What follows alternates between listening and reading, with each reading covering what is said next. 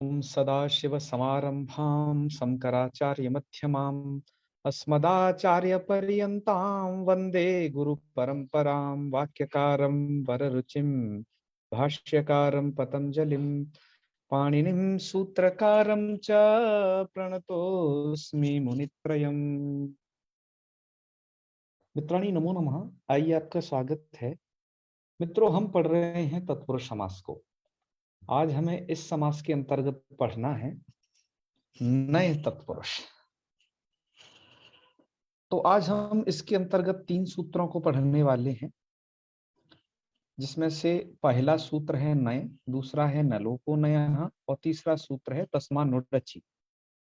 इन तीनों सूत्रों को आज हम पढ़ेंगे।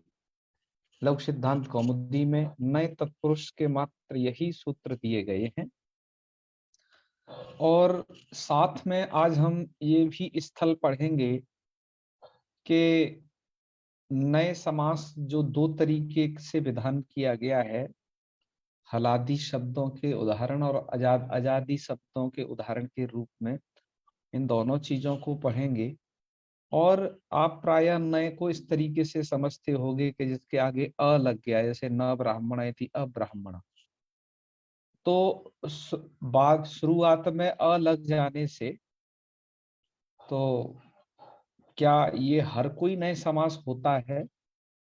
क्योंकि ये शुरुआत में अ लग जाना कुछ अव्ययी भाव में भी आपको मिल सकता है और कुछ आपको बहुब्रीहि में भी मिल सकता है, जैसे अविद्यमानः पुत्रः पुत्रः। तो ये स्थितियां आपको मिल सकती हैं। इन स्थितियों पर भी थोड़ा चर्चा कर लेंगे और साथ में ही प्राचीन आचार्यों के अनुसार जो वो 2 तरीके से डिवाइड करते हैं नए को। सबसे पहला तो प्रसज्य पर्युदास और दूसरा वो प्रसज्य नय, अर्थात प्रसज्य जहां पर निषेध होता है, प्रसज्य प्रतिषेध, और दूसरा पर्युदास प्रतिषेध, जिसे आप कहते हो पर्युदास नय। इसको समझेंगे। और नयर्था षड प्रकीर्तिताः, इस बात को भी आज हम इस वीडियो के माध्यम से सब देखने वाले हैं।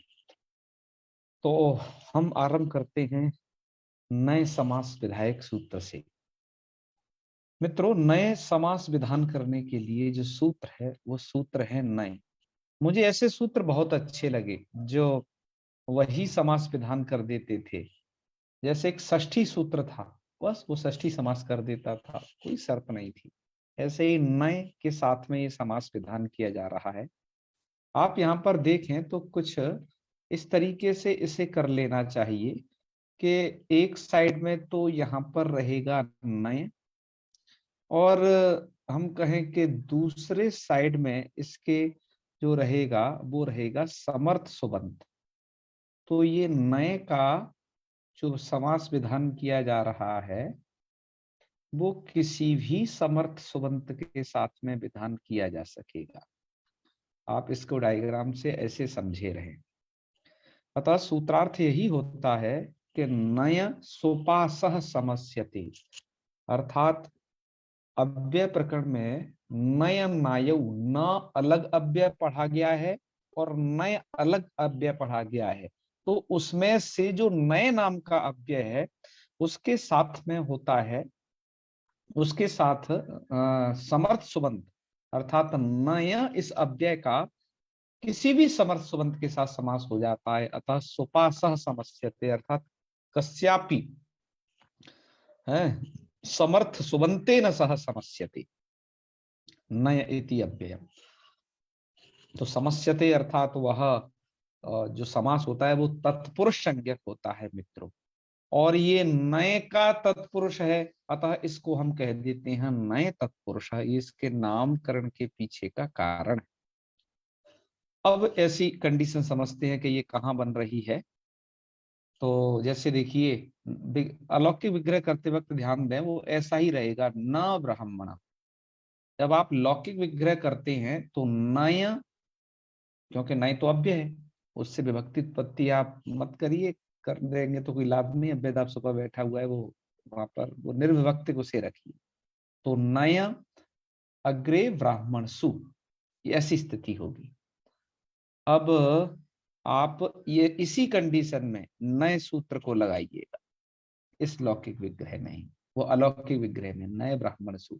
तो यहाँ नय का समर्थ सुबंत ब्राह्मण सु के साथ में समास हो गया। समासत्वात् प्रातिपदिक संज्ञा विभक्ति लोप उपसर्जन संज्ञा होगी, क्योंकि नए सूत्र द्वारा समास हो रहा है, सूत्र में एक ही पद है, वो भी प्रथमांत है। तो यही जो है प्रथमानिष्टम समास उपसर्जन से उपसर्जन संज्ञा और पूर्व प्रयोग हो जाएगी। ध्यान रखें, नय के यकार का लोप, यकार का लोप हलंत्यम से होता है, तस्य लोप से लोप उससे संज्ञा, तस्य लोप से लोप होकर के नकार मात्र अवशिष्ट रहता है, जिसको कि लौकिक विग्रह में भी दर्शाया गया था, न ब्राह्मण अब्राह्मण ऐसा लिख करके। तो अब स्थिति यह हो गई, विभक्ति लोप के अनंतर स्थिति न और ब्राह्मणा ये बनेगा। अब आप क्या कर दीजिए, अब एक सूत्र यहाँ प्रवृत्त होता है, न लोपो नय, ऐसी स्थिति होने पर सूत्रार्थ यही होगा, नयो नस्य लोपः उत्तर पदे, नय के नकार का लोप हो जाता है उत्तर पद के परे रहते। तो उत्तर में पद है ब्राह्मण, ये पद है ना, आप तो कहोगे कि सुबंत और तिगंत वाला ही पद होता है। तो यहाँ पर प्रत्यय लोपे प्रत्यय लक्षणम द्वारा है वो पद है, इसे आप समझें। अंत या फिर कुछ एक दूसरा कहते हैं अंतर्वर्तनी विभक्ति को मान करके वो पद है। पद होने से इस सूत्र कहता है नयो नस्य लोपः, और स्यात् क्रिया का अध्ययन कर लीजिए, लोपः स्यात् उत्तर पदे पर था, उत्तर में पद परे है ब्राह्मण, तो नय के नकार का लोप हो जाता है। अभी नय के नकार का लोप हो जाता है मित्रों, मैं जब बचपन में इस प्रकरण को पढ़ता था तो मैं समझता था अरे ये नकार का लोप हो जाएगा तो बचेगा क्या, कुछ भी नहीं बचेगा। और ध्यान रखें, नय में दो, यहाँ न में दो वर्ण हैं, न एंड अ, तो इसमें से लोप किसका करता है, ओनली ऑन न का लोप करता है, तो अकार बच जाता है। तो स्थिति होती है आपकी अब्राह्मण, बस रूप बन गया आपका स्वादि कार्य करके अब्राह्मण, ठीक है, ये स्थिति है।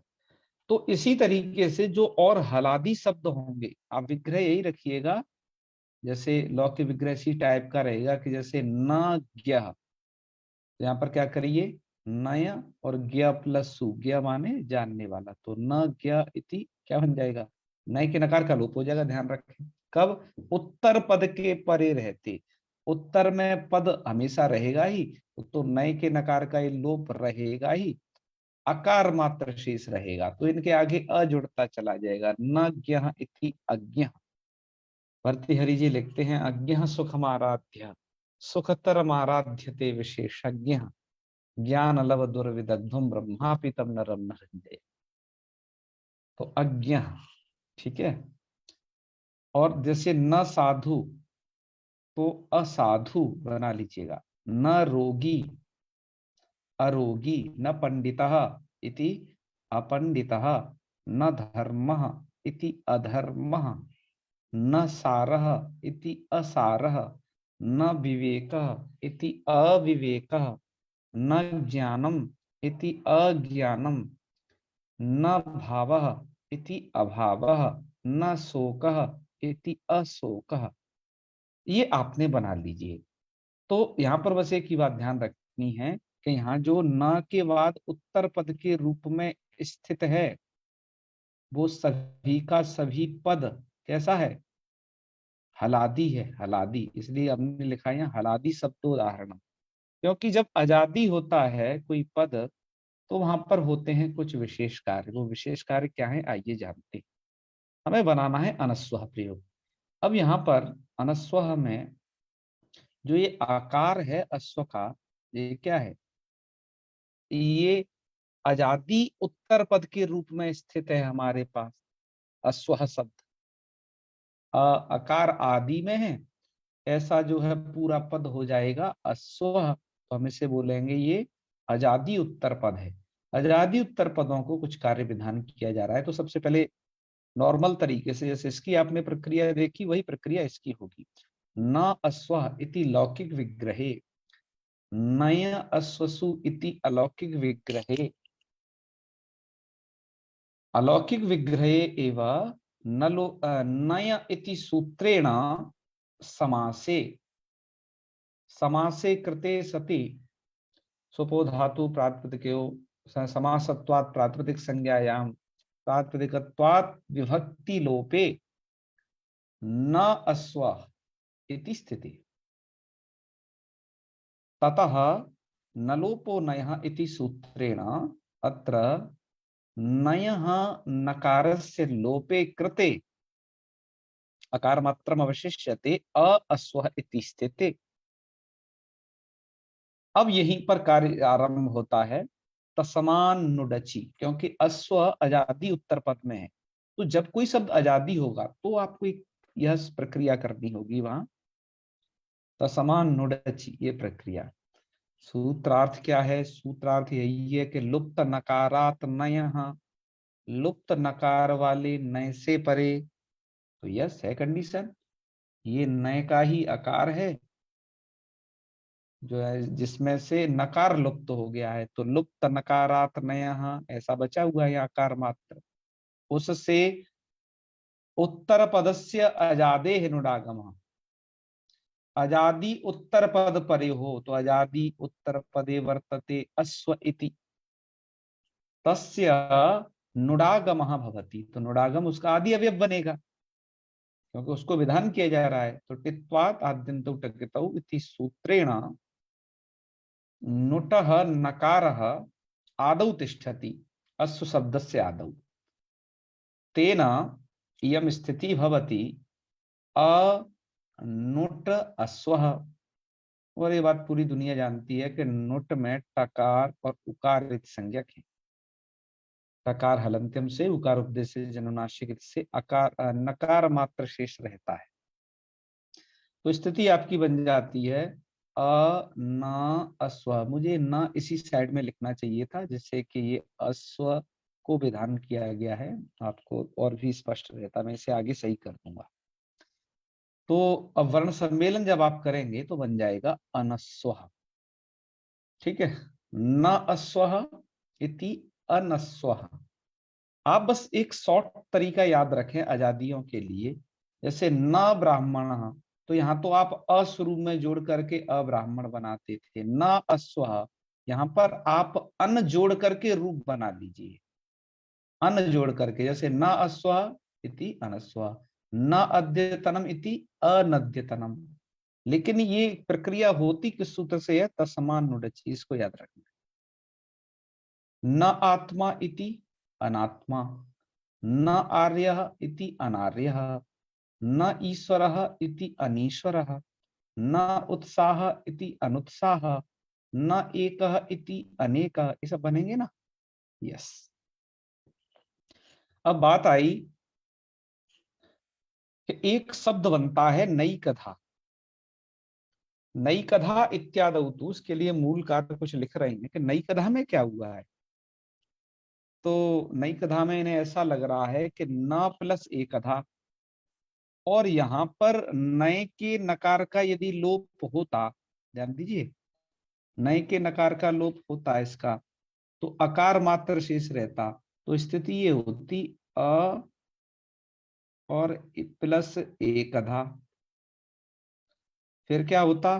तस्मान नुडची। इस सूत्र के द्वारा होता यहां पर नुट का आगम, तो अ नुट का ना यहां बैठता, अ ना एक अधा, और वर्ण सम्मेलन करते तो क्या बनता? अनेकधा। कहा कि अनेकधा बनना चाहिए, तो ये नई कथा कैसे बनेगा? ठीक है, इसको आप वर्ण सम्मेलन करेंगे तो रूप क्या बनेगा? अनेकधा। कहा कि ये अनेकधा बनना चाहिए था, ये नई कथा कैसे बन गया भैया? तो कह रहे हैं सुनिए कान खोल करके कि नई कथा इत्यादौ तु न शब्देन सह सुप सुपेति समासा, नई कथा इत्यादि में तो न शब्द के साथ में समास हुआ है। कहने का मतलब क्या है? अव्यय प्रकरण में आपके न नाम का अलग अव्यय है एंड नय नाम का अलग अव्यय है।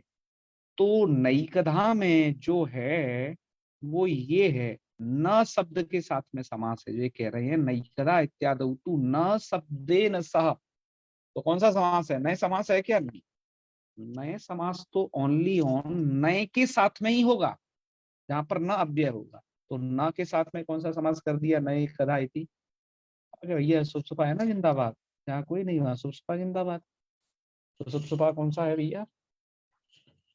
सुपसुपा समास समझते हैं ना, जो कि आपको केवल समास आप जिसे कहते हैं, ठीक है, उसको हम कहते हैं शॉर्टकट में, वहां पर बताया भी था, सुपसुपा समास। ठीक है, समझ रहे होंगे आप लोग, सत्यम जी? ठीक है, आगे बढ़े हैं अब फिर। तो यहाँ सुपसुपा सूत्र के द्वारा समास हो गया है। क्या स्थिति रहेगी? न एकधा, सुपसुपा से समास कर दिया, तो इस समर्थ सुबंत का इस वाले समर्थ सुबंत के साथ नौ एकधा में फिर वृद्धि रेचि से वृद्धि करके नैकधा बन गया। तो ये तो बात समझ गए। पर नए के चलो माने कि ये तो नहीं, किंतु नए के नकार के साथ समास हो करके क्या बनेगा ये? ठीक है, कहा कि फिर क्या बनेगा? अनेकधा बनता है कि नहीं? अनेकधा भी ये बनता तो है। तो वो कैसे बनता है? अनेकधा में तब तो आप इस ना को जो है ना, ना एकधा, इसको तब आप नए के, यदि आप नए के साथ समास करते हो तो क्या बन जाता है? अनेकधा। और न शब्द के साथ में जब समास करते हो तब बनता है नैकधा। लेकिन याद ये रहे कि न शब्द के साथ समास विधायक सूत्र आपको जो है सुपसपा से करना पड़ेगा उसके जो है। और यहाँ पर तो आपको जब नए शब्द के साथ में कर रहे हो अनेकधा बनाने के लिए, तब तो नए द्वारा ही वहां समास है। अतः यहाँ के उदाहरणों को भी थोड़ा दृष्टिगोचर कर लीजिए। न एका इति अनेका, न एकधा इति अनेकधा ही बनेगा। ऐसे ही न ऋणी इति अनऋणी, अनऋणी च प्रवासी च सचिरम सुखम विद्यते, महाभारती। न उक्त्वा इति अनुक्त्वा। इसी तरीके से मित्रों ढेरों सारे रूप बनाए जा सकते हैं। आप इस बात को समझ गए होंगे, ठीक है। अब भैया मुझे एक बात और कहनी है। ये बात कहनी है न धर्म इति अधर्म को लेकर के। मैंने विग्रह क्या कर रखी है? न धर्म इति अधर्म। अभी मैं याद दिला रहा हूं, इस बात को कहूंगा आगे। इस विषय पर मुझे थोड़ा एक चर्चा करनी है, वो मैं आगे आपसे करूंगा। अभी हम क्या देख लेते हैं, आपके सुधा व्याख्याकार ने, मूल तो इतना ही है, मूल आप समझ चुके हो जी। मूल में जो कुछ है, मूल को समझने में ज्यादा वक्त नहीं लगता, आपने 15 मिनट में पूरा मूल समझ लिया है। 15 भी नहीं लगे हैं भैया, और भी कम लगे, ठीक है।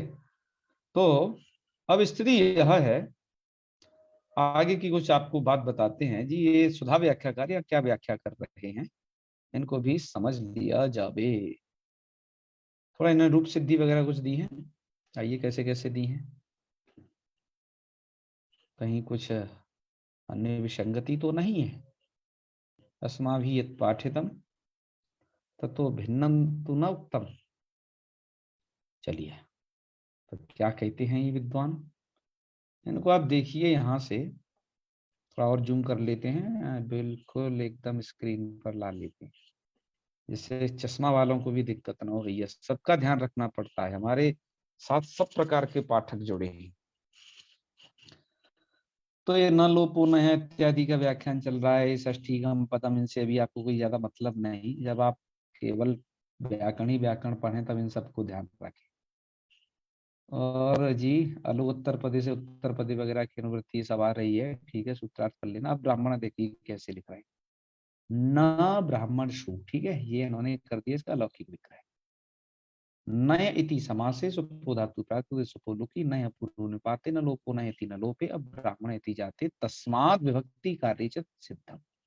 बहुत बढ़िया बनाया है, ठीक है ना, एक कई बार में। चलिए, अब ब्राह्मणा की ऐसी सिद्धि कर दी है। अनस्व की सिद्धि कैसे की है भैया संस्कृत भाषायाम? न पहले तो आपको लिए न स्व न स्व, ये अब आजकल लौकिक विग्रह करना छोड़ गए हैं, डायरेक्ट अलौकिक विग्रह से चालू करते हैं, क्योंकि जान गए भैया बच्चे थक चुके होंगे, लौकिक विग्रह तो अब जान ही लेंगे। तो न अश्व, वो न अश्वसु है इत्यत्र, मतलब इस अलौकिक विग्रह में ही डायरेक्ट न इति समास से सुपुलोकी न पूर्व निपाते अनलोपो नया इति नकारस्य लोपे अस्व इति जाते, तस्मानुरचि इति अस्वगत अकारस्य नुटि उटी गते टित्वात् आद्यवे भूते अन अस्व इति जाते संयोगे च कृते विभक्ति कार्य तत्सिद्धि। ठीक है। अब भैया इन्होंने प्रश्न खड़ा कर दिया, नहीं खदा इत्यत्रापि नए समासे न लोपो नया इति नकारस्य लोपे तस्मान् रचि इति नुटि अनेकधा इत्येव स्यात्। ये अनेकधा ऐसा रूप बनना चाहिए, लेकिन आप तो अभी नईकधा कैसे बनेगा? तो कह रहे नईकधा में भैया ये कर लेना थोड़ा सा। तो उत्तर दे दिया कि ऊपर मूल मूल कार ने उत्तर दे दिया कि नईकधा इत्यादौ तु न शब्देन सह सुपेति समासः। ये मूल में उत्तर दिया है। चलो, तो इसलिए क्या किया गया, एतदर्थमेव नए सूत्रे न लोपो नयः इति सूत्रे च अकार अनुबंध ग्रहण, इसलिए अकार का अनुबंध किया है। ठीक है। अब आगे तो ये दूसरी कहानी इनकी आरंभ हो गई है। मित्रों, ऐसी मिली जुली कुछ बात जो है बीबी मिरासी वाली पुस्तक में लिखी है, उसको हम अब बहुत ज्यादा नहीं पढ़ते हैं, अपने अब काम की बात पर आगे आ जाते हैं। जो मुझे आपको आज यहाँ बतानी है कुछ और भी बातें। मित्रों, दो तरीके का नय होता है, एक तो प्रसज्य और एक होता है पर्युदास। इसके विषय में थोड़ा पहले भी चर्चा हो चुकी है, क्योंकि इतने सालों से लक्कौमुदी जो पढ़ा रहे हैं। प्रसज्य में क्या होता है, सीधा निषेध होता है। ठीक है ना। प्रसज्य में सीधा सीधा क्रिया का हो जाता है निषेध। तो जो दो दो कह रहे हैं, नय द्वारा प्रतिपाद्य निषेध दो प्रकार का होता है, प्रसज्य और पर्युदास। पर्युदास प्रतिषेध और प्रसज्य प्रतिषेध, व्याकरण में दोनों आते हैं। पर्युदास जैसे क्या होता है, जैसे हमने कहा कि जी अब ब्राह्मणम आने, तो अब ब्राह्मणम आने, यहाँ पर आपको यह अर्थ बोध होता है कि ब्राह्मण भिन्नम ब्राह्मण सदृशम आने, तो तद भिन्न तत्सदृश का ग्रहण पर्युदास में होता है, ये बात आप जानिएगा। प्रसज्य में क्या होता है, सीधा सीधा निषेध होता है, उसमें तद भिन्न तत्सदृश से कोई मतलब नहीं है। जैसे आप अनचि जो सूत्र है ना, उसमें आया है अनचि, तो सूत्रार्थ ये होता है कि अचह परस्य यरो द्वेवास्तो न तु अचि।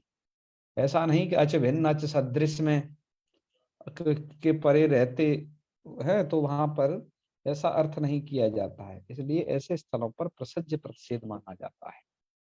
तो दो तरीके का ये बात है, इसलिए लिख दिया कि पर्युदास जो है सदृशग्राही। ऐसे एक पद्य होता है कि नयऊ द्वयऊ समाख्या तऊ पर्युदास प्रसज्य कऊ, पर्युदास सदृशग्राही प्रसज्यस्तु निषेधकृत। और जो प्रसिद्ध होता है वो निषेध करता है। ठीक है। और उसका क्रिया के साथ संबंध होता है। और ये भी विद्वान कह रहे हैं, सब बात भैया मन अच्छी पर लिख चुके हैं इसके प्रथम भाग में, उसको आप वहां देख लीजिएगा। लेकिन अब जो बात नहीं बताई है उसको यहाँ बता रहे हैं। ये तो दो अर्थ थे आपकी जिनकी चर्चा कर ली, प्रसज्य और वो पर्युदास प्रतिषेध और प्रसज्य प्रतिषेध, दो प्रतिषेध भी इससे होते हैं। और नए के कुछ और अर्थ भी देखे जाते हैं। और ये जो पर्युदास और प्रसज्य हैं, ये इन छह के अंतर्गत आ जाएंगे वो सब के सब। ठीक है, इनके अंदर ही इंक्लूड है वो।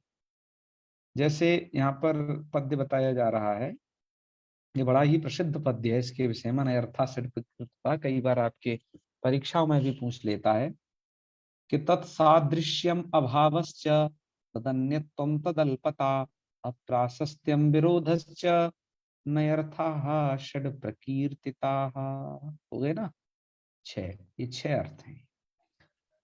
तो नयर्था षड प्रकीर्तिता, ये छह अर्थ नए के कहे जाते हैं। भैया क्या क्या है इनको सुन लीजिएगा।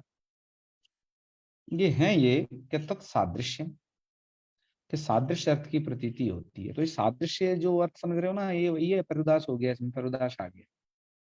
वो परिदास सदृश ग्राही होता था। जैसे अब ब्राह्मणम आने कहा, अब ब्राह्मण माने अर्थात ब्राह्मण भिन्न ब्राह्मण सदृश को ही लाया जाता है।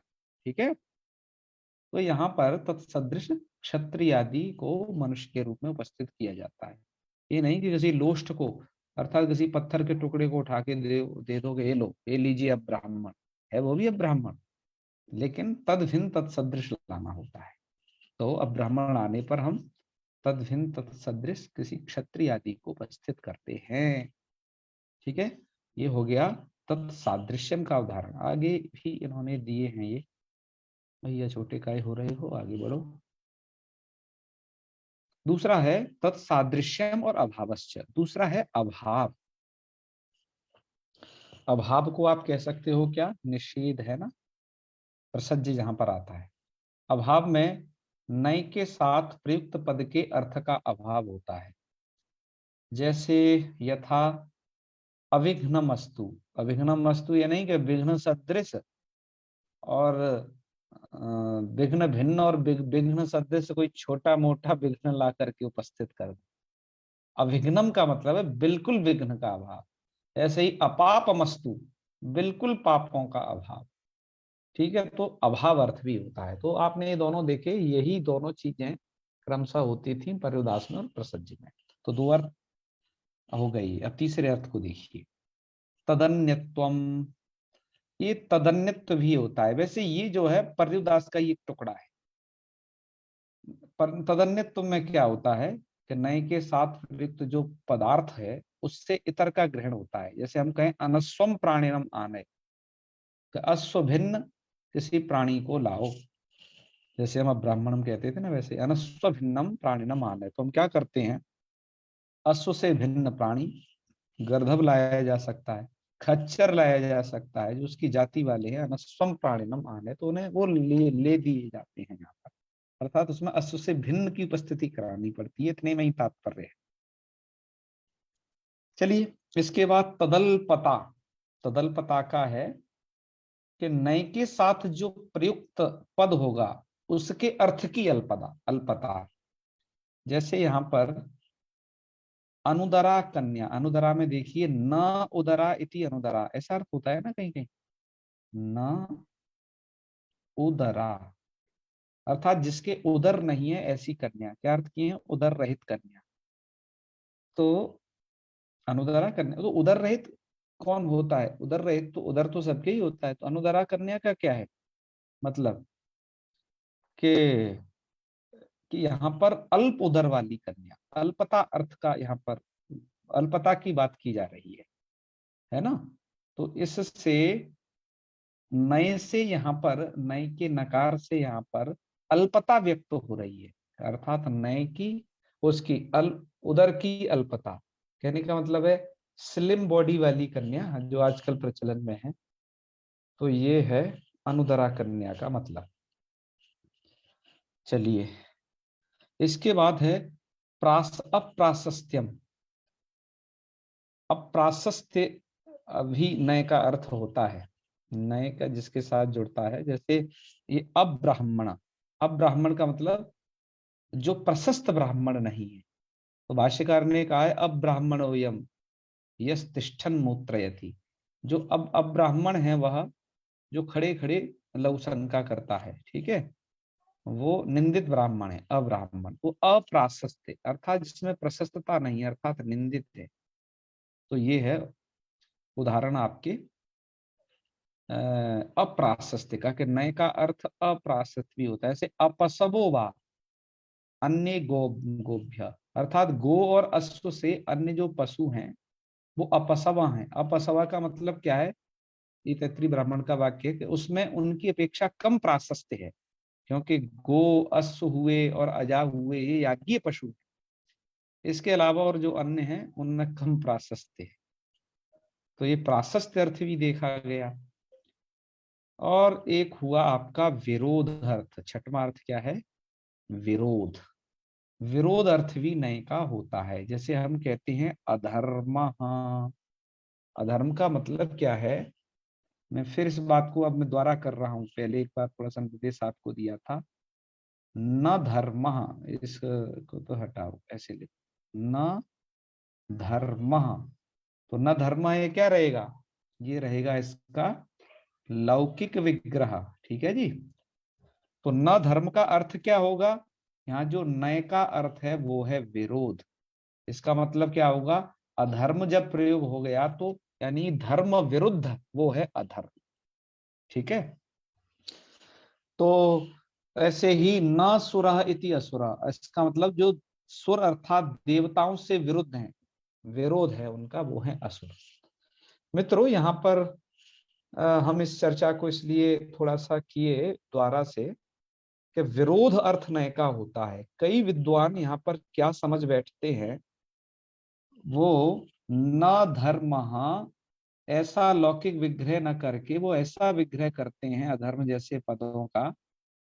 और हाँ, ये वाला, ये नहीं, धर्म ऐसे करते हैं वो कि धर्म विरोधी, ये रहेगा लौकिक विग्रह किसका, अधर्म का। तो धर्म विरोधी अधर्म, ऐसा वो लौकिक विग्रह वहां पर करना चाहते हैं। तो क्या ऐसा लौकिक विग्रह सही है? बिल्कुल नहीं है, क्योंकि विरोध अर्थ जो नय का है, ऐसा करोगे तो ये तो अश्वपद विग्रह हो जाएगा, नित्य समास की आपत्ति आएंगी, ये समास फिर नित्य होने लगेगा। क्योंकि एक मंच पर एक साहित्यिक जो थे विद्वान, उन्होंने ऐसा विग्रह किया। हमारे गुरुजी बोले वहां पर, जब उन्होंने, भैया आजकल जो भागवत वगैरह कथा होती है उनमें एक प्रचलन चल गया है कि वहां पर बुलवाने लगते हैं, अब क्या कि अब कुछ प्रसंग बुलवाए जाते हैं, विद्वानों को भी बुला बुला करके बीच में कथा वक्ताओं द्वारा। तो धर्म पर व्याख्या चल रही थी, तो गुरुजी ने व्याख्या कर दी, न धर्म इति अधर्म।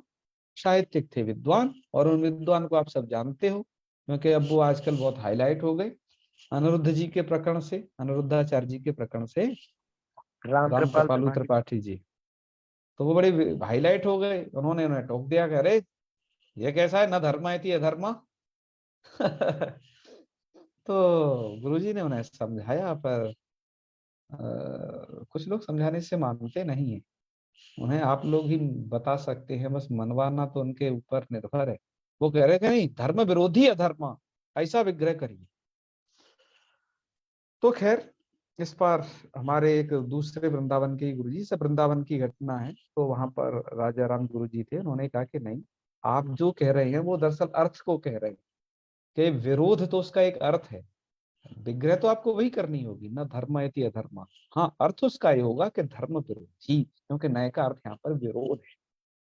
ठीक है, तो इस प्रकरण को थोड़ा सा आप समझे होगे। और एक बात और लास्ट में और मैं कह दूं, थोड़ा पीछे छूट गई वो, हर जगह पर इस आग को देख करके ना ये मत समझ जाना कि जैसे असुर अधर्म, सब जगह आ देखो ये तो नए समास, और जहां देखा आंख बंद करके नए कर दिया। मैं आपको बता रहा हूँ, जहाँ अ आगे आएगा विद्यमान पुत्र इति अपुत्र बहुब्री ही होता है। और एक चर्चा और इन्होंने यहाँ पर की है कि इनमें देखो ये जो समास है आगे, जैसे ऐसे स्थलों पर क्या होगा, जैसे असंदेह, अनुपलब्धि, यहाँ दोनों तरीके के समास होंगे मित्रों। जब आप यहाँ पर न संदेह असंदेह करोगे, तब तो ये हो जाएगा आपका तत्पुरुष न तत्पुरुष। ठीक है, और जब ऐसे करोगे संदेह से अभाव इति असंदेहम, तब इसमें अव्ययी भाव भी हो जाएगा। ऐसे ही अनुपलब्धि में, अविघ्नम में भी समझ लेना। बस आपको जब अव्ययी भाव होगा तो वहां नपुंसक लिंग होगा, इससे थोड़ा पकड़ पाओगे, क्योंकि यहाँ तो उत्तर पद पदार्थ प्रधान होता है, तो संदेह शब्द के पुल्लिंग होने से पुल्लिंग हुआ है यहाँ।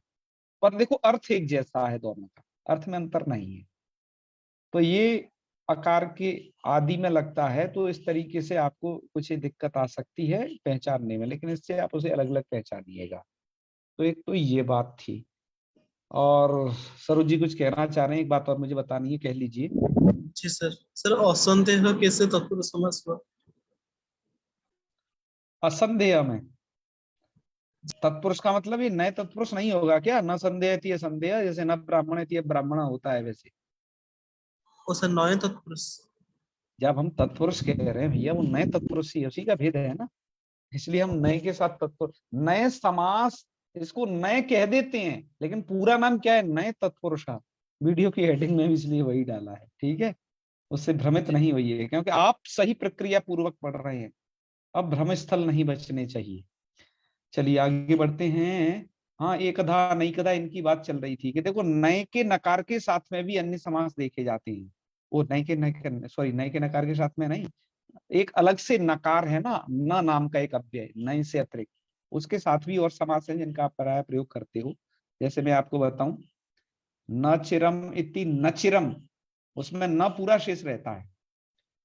और जैसे देखिए न एक इति नैकः, नैको मुनिर्यस्य वचः प्रमाणम धर्मस्य तत्त्वं निहितं गुहायाम, याद है ना वो पद्य, उसमें नैकः आया। तो ये नैकधा हो नैका हो, क्या समास करना है आपको यहाँ पर? यहाँ पर तो सुपसुपा समास है, ये सहसुपा सूत्र द्वारा आगे उसमें विधान होता है। इसके बाद है जैसे ये इन सब जगह सहसुपा सूत्र द्वारा ये सुपसुपा समास विधान है। न अंतरीयम इति नान्तरीयम, न एक भेदम इति नैक भेदम। इन्होंने और भी उदाहरण दिए हैं जिससे थोड़ा आपको मार्गदर्शन मिलेगा।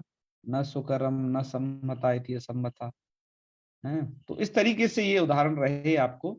तो बस आज हमें मित्रों इतना ही कहना है, और कुछ मुझे लगता है इसमें बच्चा नहीं है, और उसको हम अलग से कहेंगे जब उस तत्पुरुष की बात करें। अभी वब्री की बात करेंगे तो अविद्यमान पुत्र पुत्र, और यहाँ के उनमें अर्थ में क्या भेद होता है, उस अर्थ के भेद को आपको हम बाद में कहते हैं। तो मित्रों अभी हम रखते हैं यहीं तक, इसके बाद में मिलते हैं आपसे कल, ठीक है। चलिए अब हम एक नया समास आने वाला है, कुगति प्रादय वाला। इसमें कु समास, गति समास और प्रादि समास, ये 3 समास और चलेंगे, उस प्रकरण को भी पढ़ेंगे।